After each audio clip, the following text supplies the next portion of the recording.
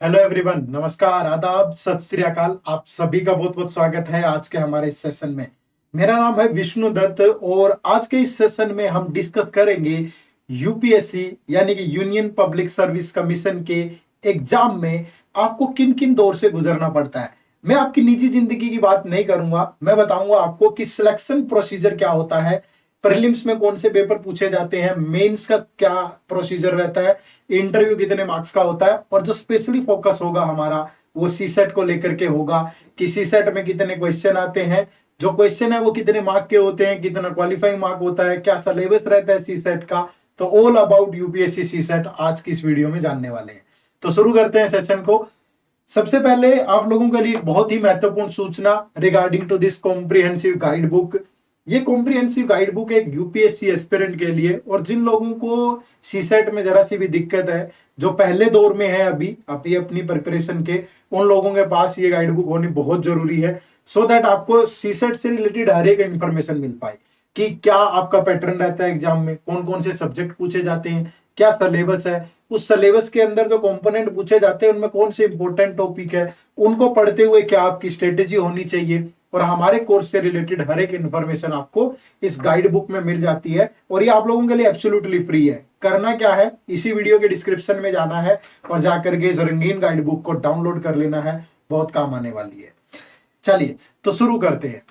मैंने आपको बताया कि हम डिस्कस करेंगे पूरा का पूरा सिलेक्शन प्रोसेस। एक आईएएस, आईपीएस और आईएफएस ऑफिसर बनने के लिए आपकी उम्मीदों को जब पंख लगते हैं तो उस पंख लगने के पीछे जो भावनाएं तैर रही होती है उससे आपको बहुत सारी चीजों से जूझना भी पड़ता है। तो वो क्या पैटर्न है जिसको आपको फॉलो करना है। तो सबसे पहली जो स्टेज है वो प्रिलिमिनरी एग्जाम आपका होता है और इसको मैंने रेड रखा है यहाँ पे।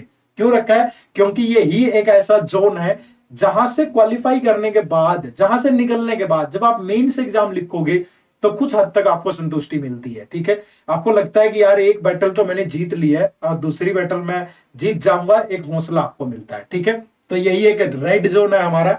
यहां से निकलना लगभग लगभग 98-97% एस्पिरेंट्स के लिए मुश्किल होता है। ठीक है, जो पेपर में अपियर होते हैं। उसके बाद मेंस एग्जाम है, ये सारे पेपर पूछे जाते हैं, फिर इंटरव्यू होता है, पर्सनालिटी टेस्ट जिसको आप बोलोगे, और उसके बाद आपकी जो फाइनल सिलेक्शन है वो होती है। तो जो पेपर वन है आपका, जो प्रिलिमिनरी एग्जाम है, उसमें दो पेपर होते हैं, जनरल स्टडी और एक सीसेट का। और फिर आपका ये सिर्फ क्वालिफाइंग नेचर का है, इसके मार्क्स फाइनल में ऐड नहीं होते हैं, है ना। तो जो ये मेंस एग्जाम होता है जिसमें डे वन में आपका एसए का पेपर होता है जो कि 250 नंबर का होता है। फिर डे टू और डे थ्री में जीएस के चारों पेपर होते हैं जो कि 250-250 नंबर के होते हैं। फिर नेक्स्ट कुछ गैप होता है और उसके बाद आपका लैंग्वेज का पेपर होते हैं दो, 300-300 नंबर के होते हैं, बट ये क्वालिफाइंग होते हैं, इनका मार्क्स ऐड नहीं होता है। फिर आपका ऑप्शनल पेपर होता है जिसमें दो पेपर होते हैं ऑप्शनल के, वो भी 250-250 के होते हैं। तो टोटल मिलाकर के 7 पेपर जो जिनके मार्क्स ऐड होते हैं वो 1750 नंबर के होते हैं। और फिर आपका इंटरव्यू होता है 275 का। तो जो आपकी जो फाइनल मेरिट लिस्ट बनती है वो 2025 में बनती है। और एक आईएएस अफसर जो बनता है जनरल कैटेगरी में, वही बच्चा बनता है जिसका स्कोर 1025 के आसपास होता है, थोड़ा बहुत ऊपर नीचे 5-10। ठीक है, इतनी सी कहानी है। तो ये स्कोर आपको टारगेट रखना पड़ेगा। ठीक है, लेकिन इसी कहानी में ना एक जगह पेज फंसता है और वो एक क्वालिफाइंग पेपर है, उसके बारे में आज जानेंगे कंप्लीटली। तो प्रीलिम्स के बारे में अगर मैं बताऊं आपको तो दो पेपर होते हैं भाई। पहला पेपर वन होता है जनरल स्टडीज का, टोटल क्वेश्चन 100 होते हैं। हिस्ट्री से क्वेश्चन भी होते हैं, चाहे एंशियंट है, मिडिवल है, या मॉडर्न हिस्ट्री है, या वर्ल्ड हिस्ट्री है। आपके ज्योग्राफी से क्वेश्चन होते हैं, चाहे फिजिकल ज्योग्राफी है चाहे दूसरे वाली है, Indian geography, world geography, environment से क्वेश्चन होते हैं आपके, पॉलिटी से क्वेश्चन होते हैं, जनरल साइंस से होते हैं, इकोनॉमिक्स से होते हैं, हर सब्जेक्ट से क्वेश्चन पूछे जाते हैं, करंट से भी। लेकिन जो दूसरा है पेपर, ये पेपर टू सीसेट, इसमें टोटल क्वेश्चन 80 होते हैं। हमारा फोकस आज की वीडियो में इसी पे है कि मैं सीसेट के बारे में थोड़ी सी अवेयरनेस, आप किसी एक लापरवाही के कारण, आपने जीएस में बहुत मेहनत की है, आपने ऑप्शनल भी बहुत अच्छे से प्रिपेयर कर लिया, लेकिन 3-4 साल से मेहनत भी कर रहे हो, जरा सी लापरवाही हुई सीसेट में, क्वालिफाई नहीं कर पाए और आपका पूरा अटेम्प्ट बेकार हो गया। सोचो क्या बीतती होगी उस टाइम एक एस्पिरेंट पे। तो ये एक जागृति वाली वीडियो है, एक ऐसी वीडियो है जो आपको सीसेट के बारे में जरा सा अवेयरनेस थे, आपको बताए कि ये पेपर भी हमारे लिए इंपॉर्टेंट है। ठीक है, चलो तो शुरू करते हैं। सबसे पहले अगर मैं हिस्ट्री पे जाऊं, सीसेट की हिस्ट्री पे, सीसेट की फुल फॉर्म क्या है? Civil services aptitude test. ठीक है, यानी आपका एप्टीट्यूड चेक किया जाता है थ्रू दिस टेस्ट। तो 2011 में पहली बार इंट्रोड्यूस हुआ था सी सेट, ठीक है। ऑफलाइन पेपर होता है, ऑफलाइन मोड पे यूपीएससी का पेपर ऑनलाइन तो होता ही नहीं, ऑफलाइन पे ही होता है, और ऑब्जेक्टिव पेपर होता है, ठीक है। मल्टीपल चॉइस क्वेश्चन रहते हैं, एक क्वेश्चन है 4 ऑप्शन हो गया, आपको टिक करना है राइट वाला कौन सा है, तो ये आपका पैटर्न रहता है। इंट्रोड्यूस हुआ था 2011 में, ठीक है, पहली बार। उससे पहले सी सेट का पेपर नहीं होता था, ठीक है। 2011 में पहली बार हुआ, और उसमें बहुत सारा आपका सिलेबस जो है वो भी मैं दिखाऊंगा जो इंट्रोड्यूस हुआ था, और जो सिलेबस है और रियलिटी है उसमें बड़ा दिन रात का अंतर है, ये भी मैं आपको कहीं ना कहीं बताने की कोशिश करूंगा, ठीक है। तो 2011 में इंट्रोड्यूस हुआ, 2011 से लेकर के ना 2015 तक, 2013, 2014, 2015 में बड़ी चेंजेस हुए यूपीएससी के अंदर। 2011 में पहली बार सीसेट को इंट्रोड्यूस किया गया, उसके बाद 2013 में भी काफी चेंजेस हुए। जैसे पहले ऑप्शनल पेपर 2 होते थे, ठीक है, तो उसको 1 कर दिया गया, ये 2013 में हुआ था। जीएस के पेपर 2 होते थे पहले, जीएस के पेपर 2013 से पहले 2 ही होते थे, उनको 4 कर दिया। जो पहले 2 पेपर थे उनको 3 में डिवाइड कर दिया, और एक चौथा पेपर और इंट्रोड्यूस किया गया जिसे आप एथिक्स एंड इंटीग्रिटी के नाम से आज पढ़ते हो, जीएस पेपर 4 जिसे बोलते हो। तो ये 4 पेपर 2013 में हुए थे। इसके अलावा जो आपके एसए के मार्क्स थे, पहले 200 नंबर का एसए आता था, उसको 250 नंबर का किया गया, ये भी 2013 में हुआ था। इसके अलावा अगर बात करें तो नंबर ऑफ क्वेश्चन जो है वो भी इंक्रीज कर दिए, ठीक है। और जो वर्ड लिमिट है वो कम कर दी गई, जो मेंस के पेपर है हमारे, ठीक है।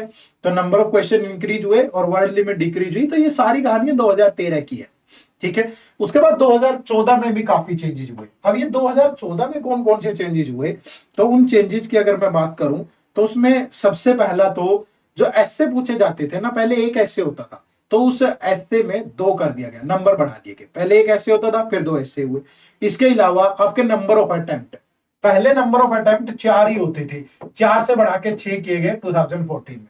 जो जनरल कैटेगरी के बच्चे होते हैं उनकी एज लिमिट 30 थी, तो उसको 32 किया गया।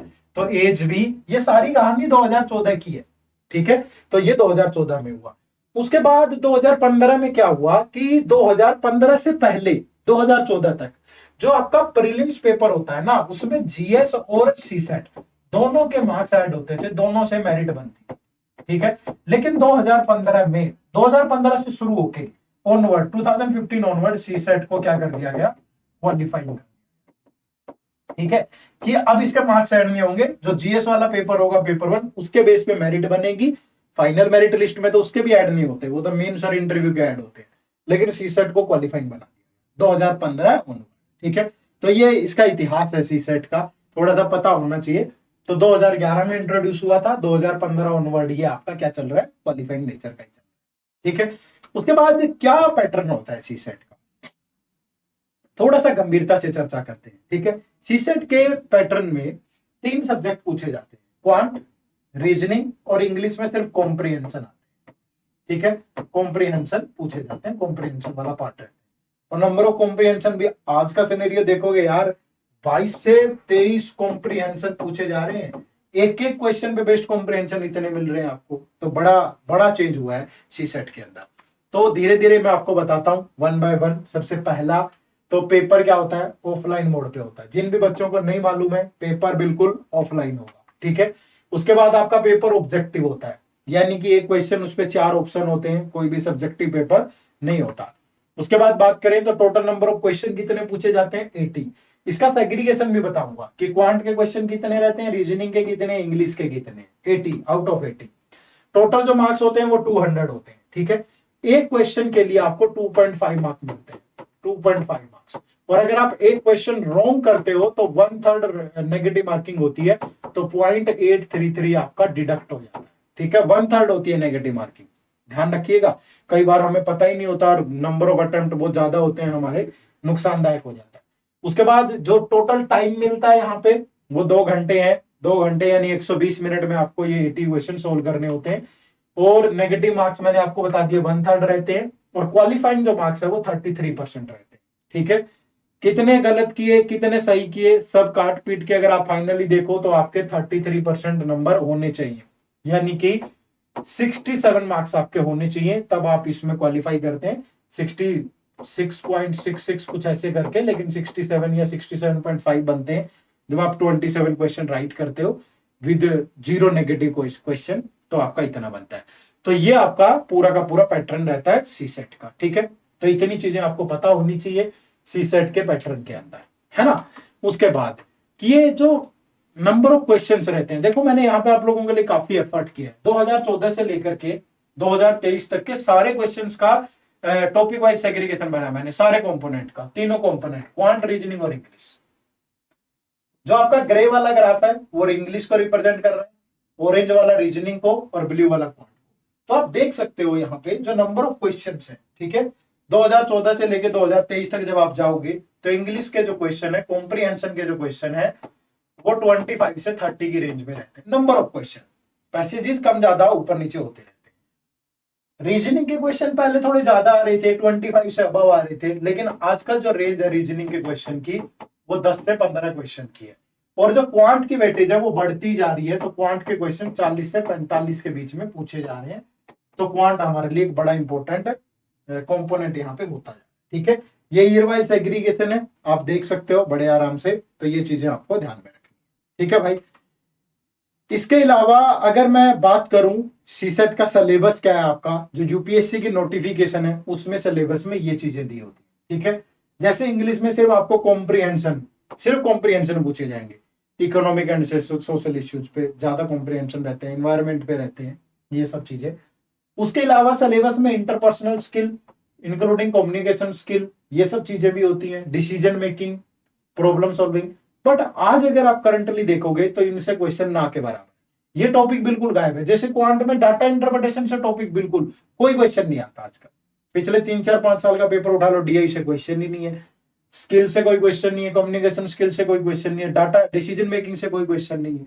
तो थोड़ा सा डिफरेंस है, तो उसके अकॉर्डिंग आप इसको प्रिपेयर करो, ठीक है। रीजनिंग में क्वेश्चन पूछे जा रहे हैं, कम पूछे जा रहे हैं। हाँ, उसने यहाँ पे दिया है कि number and there relation order of magnitude, तो नंबर सिस्टम से काफी क्वेश्चन पूछ रहा है। इस बार भी देखोगे 2023 में 22 क्वेश्चन नंबर सिस्टम से, और ये बात उसने मेंशन भी की है यहाँ पे भाई। तो नंबर से रिलेटेड प्रॉब्लम बढ़ गई है, ज्यादा पूछी जा रही है, और बाकियों से जो है कुछ चीजें गायब है, कुछ चीजों से ज्यादा क्वेश्चन आ रहे हैं। तो उसी को ध्यान में रख के आपको प्रिपेयर करना चाहिए, ठीक है। बात समझे कि नहीं। तो ये आपका सिलेबस है पूरा का पूरा, इसके बारे में भी आपको पता हो। अब कहां से प्रिपेयर करना चाहिए, तो हमने आप लोगों के लिए एक स्पेशल कोर्स डिजाइन किया है, हमारा यूपीएससी सीसेट मास्टर कोर्स। इस मास्टर कोर्स में हम आपको सिर्फ 100 घंटे में तैयार कर देते हैं सीसेट के लिए।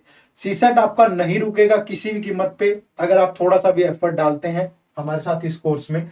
इस कोर्स में आपको कंसेप्ट क्लासेज मिलती हैं सारी की सारी, ठीक है। हम पूरे सिलेबस की कवरेज देंगे, लेकिन आपको टॉपर नहीं बनना है, सारा कवर नहीं करना है। तो कम टाइम में, एक यूपीएससी एस्पिरेंट के लिए टाइम बहुत बड़ा गेम होता है, ठीक है, टाइम मैनेज करना। तो हम आपको यहाँ पे कम टाइम में बहुत आराम से क्वालिफाई करवा देंगे, मिलके एफर्ट डालना पड़ेगा, ठीक है भाई। तो कंसेप्ट क्लासेस रहती हैं, और ये कंसेप्ट क्लासेस बिल्कुल जीरो से, आपका कोई मैथमेटिकल बैकग्राउंड नहीं है, आपकी इंग्लिश वीक है, आप में कुछ भी कभी नहीं पढ़ा है, लेकिन फिर भी आप बहुत आराम से यहाँ कवर कर सकते हो, ठीक है। इसके अलावा टेस्ट सीरीज है।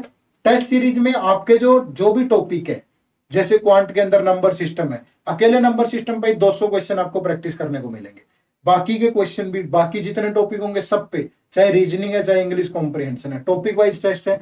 इसके अलावा फिर सेक्शनल टेस्ट भी है, कि क्वांट के अलग से 10 टेस्ट है, रीजनिंग के, इंग्लिश के अलग से, फिर आपको 10 फुल लेंथ टेस्ट भी मिलते हैं। तो कंप्लीट आपको कहीं भी भटकने की जरूरत नहीं है, यहीं पे आपको टेस्ट सीरीज मिल जाती है। वीकली लाइव डाउट सेशन होते हैं, आप डिस्कशन फोरम पे क्वेरी पूछ सकते हो, मेल पे पूछ सकते हो, या 1-to-1 हमसे बात कर सकते हो, और वीक में एक दिन हम आपसे लाइव ही इंटरेक्ट करते हैं। इसके अलावा जो अभी क्लासेज मिलेंगी वो रिकॉर्डेड मिलेंगी यहाँ पे, लेकिन एग्जाम से पहले, अगर आपका 26 मई को पेपर है, तो उससे पहले यानी अप्रैल में नेक्स्ट ईयर हम आपको क्या करेंगे, रिवीजन भी करवा देंगे, और ये रिवीजन क्लासेज लाइव, ठीक है। तो ये इस कोर्स की पूरी डिटेल है, और इसमें मैं क्वांट पढ़ा रहा हूँ, नरवीर सर इंग्लिश पढ़ा रहे हैं, मेघना मैम रीजनिंग पढ़ा रहे हैं। तो बहुत अच्छी फैकल्टी, बहुत अच्छी अपॉर्चुनिटी आप लोगों के लिए, अगर आप सीसेट को बहुत कम टाइम में प्रिपेयर करना चाहते हैं। इस कोर्स का लिंक भी इसी वीडियो के डिस्क्रिप्शन में है, जाकर के ज्वाइन कर सकते हो, डेमो क्लासेज भी देख सकते हो, देखिएगा और फिर अपना डिसीजन लीजिएगा कैसे आप कम टाइम में अगर सीसेट को प्रिपेयर करना चाहें तो ये कोर्स आपके लिए बेस्ट ऑप्शन है, ठीक है। तो चलिए, थैंक यू एवरीवन, आप सबका बहुत बहुत शुक्रिया। उम्मीद करूंगा कि जिस पर्पज से हम इस वीडियो को लेकर के आए थे, कि सीसेट के बारे में एक छोटी सी अवेयरनेस, कि कुछ लोग एक छोटी सी लापरवाही की वजह से सीसेट को हल्के में ले लेते हैं, चीजों को नहीं समझते हैं, तो उसकी वजह से थोड़ा नुकसान हो जाता है बहुत बार। तो यही एक कोशिश है, ठीक है। बाकी आपको कोई भी दिक्कत आए सीसेट से रिलेटेड, हम एक फ्री ऑफ कॉस्ट बिल्कुल जीरो कॉस्ट पे एक वर्कशॉप भी कंडक्ट करवाते हैं। और आप स्क्रीन पे देख भी पा रहे होंगे, तो आपको सीसेट के लेकर के कोई झंझट है, कोई आपको कहीं आपका पेज फंस रहा है, कोई दिक्कत आ रही है, तो आप इस वर्कशॉप में भी इनरोल कर सकते हो, फ्री ऑफ कॉस्ट है। इसका लिंक भी इसी वीडियो के डिस्क्रिप्शन में है, तो जाकर के जरूर ज्वाइन करिए, ठीक है। चलो तो मिलते हैं फिर नेक्स्ट किसी वीडियो में। आप सबका बहुत बहुत शुक्रिया, थैंक यू वेरी मच। जय हिंद, जय भारत।